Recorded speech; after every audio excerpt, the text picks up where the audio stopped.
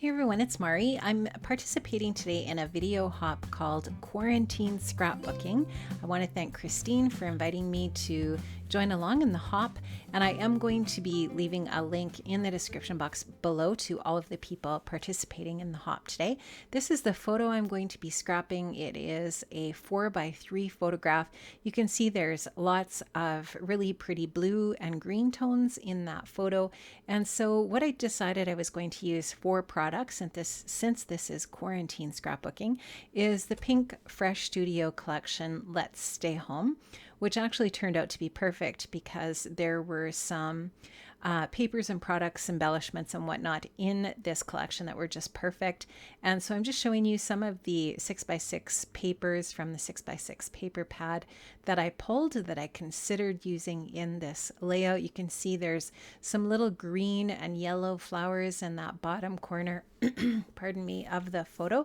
And of course, this sweet little girl in the photograph is standing against a wall that is very much blue tones. And so you can see here I pulled a bunch of embellishments, some die cuts, and whatnot from the Let's Stay Home collection from Pink Fresh. Put those in a little container on the side of my desk there, and we'll pull from those and a few others. I actually ended up incorporating a little bit of the Noteworthy collection as well, I believe, from Pink Fresh. At least I definitely hit up my Pink Fresh Studio stash for this layout. I didn't use just Let's Stay Home, but primarily that is the collection I'm using. And that little journaling spot definitely comes from Let's Stay Home. And I also thought about maybe using a couple of those little pockets, but I didn't end up doing that in the end. So I am going to start off here with a piece of Basil Marshmallow Smooth cardstock. I have treated that with some Prima Gesso, and I am going to do a tiny little wee bit of mixed media on my layout. Not too much though. I am going to first of all trim down my photo using my Tim Holtz Tonic Guillotine Trimmer. I love this trimmer. It is one of my most favorite tools in my stash of tools in my scrap room.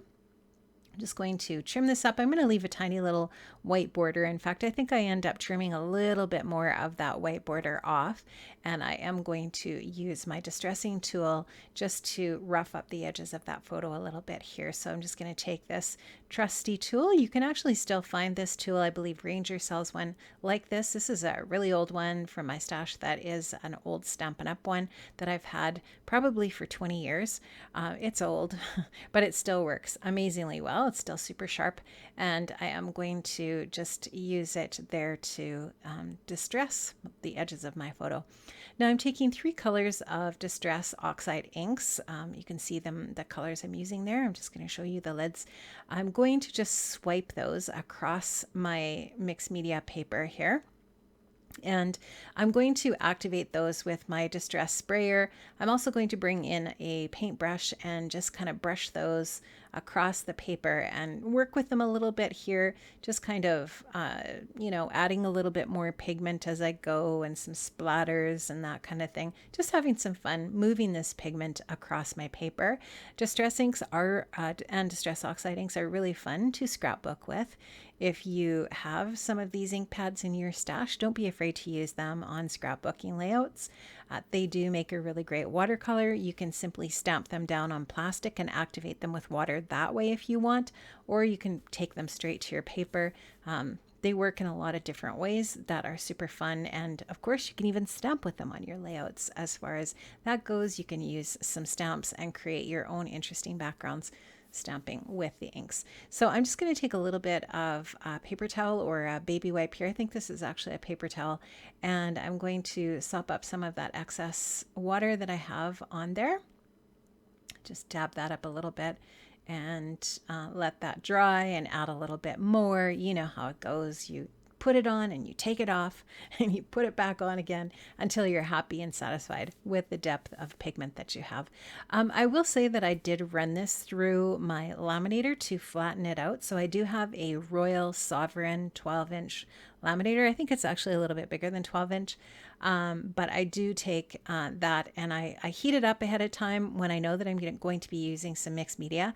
I let that heat up so that in between layers, when I'm kind of done getting the wet stuff down, I will take that into my laminator and put this through that machine on hot, and it just nicely flattens out my paper.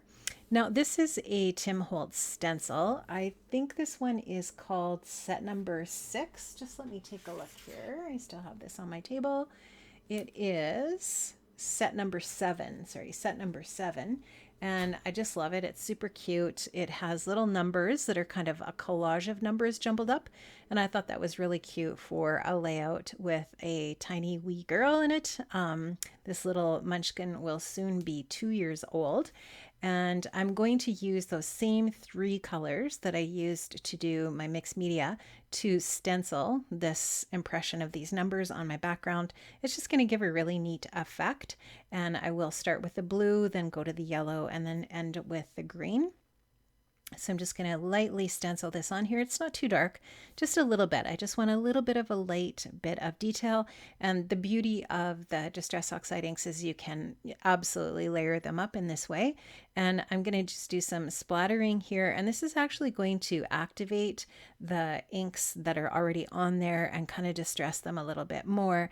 And I love how that looks. I think it's just a really cool effect that you can get with your Distress Oxide inks. So you'll just see me splattering away there. I'm just, adding some water to the inks that I have put down on that piece of plastic over to the right. Just going to pick those up with my Vicky Bouton brush here and splatter those down. So I'm going to let that dry and I will be ready to move on to my next step once that all dries up. Now I am going to be using a Tim Holtz Stampers Anonymous stamp here. I can't remember what this stamp set's called, but I definitely will link it up in the description box below so you can find it. I am going to use the silver metallic pigment ink from Vicky Bouton, and I'm going to just stamp on some of these wonky circles onto my background as well. That's the silver is going to be really subtle on there. I'm just going to show you here just how it just kind of adds just another tiny little bit of really cool layering on top of that Distress Oxide ink. And just going to go ahead and do that in another spot here on the layout, and then I will continue on with the next step. So really like how that looks. I think that's fun. Now I'm just going to take one of those 6x6 papers that I had picked out, and this one is just a really nice subtle gray stripe, and it's just perfect. I love that it's not like sort of in your face. It's just sort of like a really nice subtle layer, and I'll put that one on right underneath the photograph, and then I'm going to use the yellow one underneath that. So I'll just kind of offset them a little bit, and I'm also going to distress the edges of them as well. Now this is a paper from Noteworthy, and I'm going to just fussy cut out one of these 4x3 cut apart cards on the back, and the green is just perfect. I love that. And I'm going to trim that out. I'm going to distress that too, and I'm going to use that as another layer in my photo mats. And you'll see how it'll just be offset with that yellow, and that will be what my photo mats will be. So I'm all done with that. I'm just going to show you here. My idea for the design is to put that journaling card to the right of the photo mat area, and then just grab some of those other little embellishments that I had picked out. I'm just at this point just kind of getting a general idea in my head of placement of things, and just working through that, trying to figure out what I want to use and whether or not I'm going to be happy with how things look when I get these few things on there. To me, this is a great start, kind of like a great even middle point, but I felt like there was still something else needed for the project. So I trimmed the white paper down. I put it onto that really vibrant blue patterned paper from Let's Stay Home, and I stitched around the white edge of the paper. And well, I guess I didn't stitch yet because clearly it's still moving, but I am going to stitch that down. I'm going to put a little bit of foam adhesive behind my photograph so that that initial photo mat has a little bit of air between it, so to speak. I'm going to use a little bit of craft foam on the next layer in between the next 2 layers, and just kind of give the photo a little bit of dimension in that way with those layers of foam adhesive in between them. And then I'm going to, of course, put that green one on next. And the green one, I'm not going to put any extra foam adhesive or anything. I'm just going to go right to the back of that paper, and that will finish that up. Now, I did cut out a cut file. This is from, and I'm not going to get the pronunciation of her name right, but she's Annette's Designs in Etsy. This is Annette Gallenser. I don't know. I'm sorry, Annette. But she has amazing cut files, and I really like this one. It's just really, really intricate and detailed. And I wanted something, sorry, I'm just taking a drink of my coffee there. I'm just going to put a little bit of liquid adhesive with my fine liner bottle on there and put that over to the side. I'm not going to back it with anything. I just wanted it sort of just to be a really nice, light, delicate touch there. Not too heavy, just kind of to add just some really pretty detail over to that left side. Now I'm going to go ahead and start, drinking more coffee and also adding more embellishments and getting those embellishments in place. I'm going to start sticking things down in effect and getting things put together here. So I really like how that cut file adds some detail. Now, I did also use my typewriter to type the journaling on that little journaling card there. And I am ready here to start thinking about what else I want to add to this design. Now, what I thought would look really great is a little bit of detail down to the bottom right corner. So I'm taking one of those oval pieces from that patterned paper that you saw earlier from Noteworthy. I'm going to rough up the edges of that. I've fussy cut that oval out, roughed it up, and now I'm just going to put a little bit of liquid adhesive on there and get that stuck down. And that's going to be the base for layering another cluster in that area down there. Now that floral piece there that you see, I actually didn't want any pink on this layout at all. I didn't want to introduce any pink.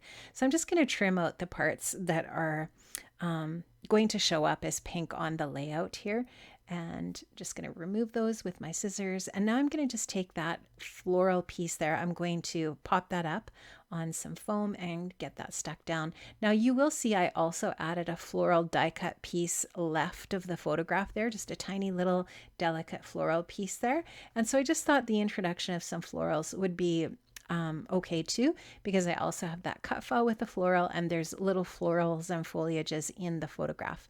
Now I popped up that circle on some foam as well that says Home Life and added that to that bottom cluster. And I thought that was really perfect and brought more of that vibrant blue down into that bottom corner.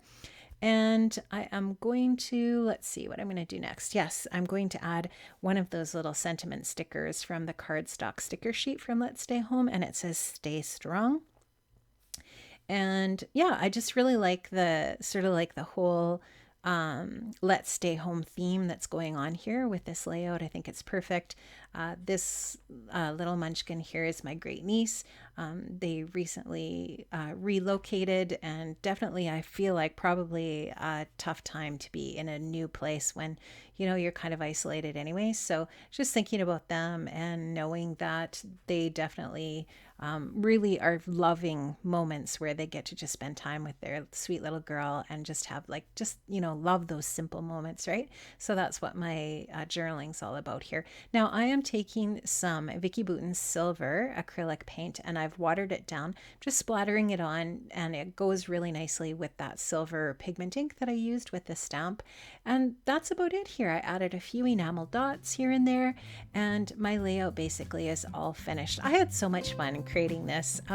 Quarantine scrapping has kind of been life for me for the last 5 months. I don't know about you guys, but I have spent a ton of time in my craft space.